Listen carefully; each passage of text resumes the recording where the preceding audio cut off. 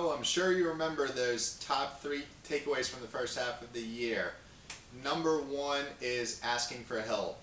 So my ego always got in the way. I always thought that I could figure everything out and that I didn't really need any guidance or help from anybody else until I met a couple guys at the beginning of this year, and just through having regular conversations with them, are also business owners my age, and going through a lot of the same things as I am. Getting some feedback from them has been just extremely helpful for me in realizing that it is okay to ask for help.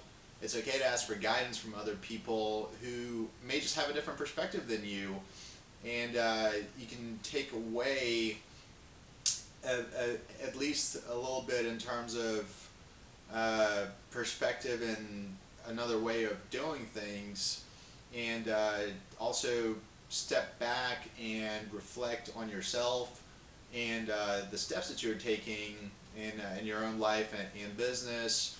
And for me, the biggest self-realization was that I was so buried in tasks that I couldn't see all the other things that I really should be focusing on until they brought it to my attention.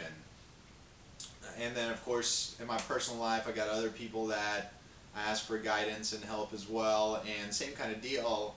Sometimes when you're so focused and you're so narrow with your point of view and your vision for what you got to accomplish today, this week, this month, that you don't see the bigger picture. And so to close it out, I just encourage you to pick up the phone, call a couple people, and just have a conversation. It's not even about calling and saying, hey, I need help with this. It's just having a conversation about what's going on in your life and seeing what sort of feedback you get from them.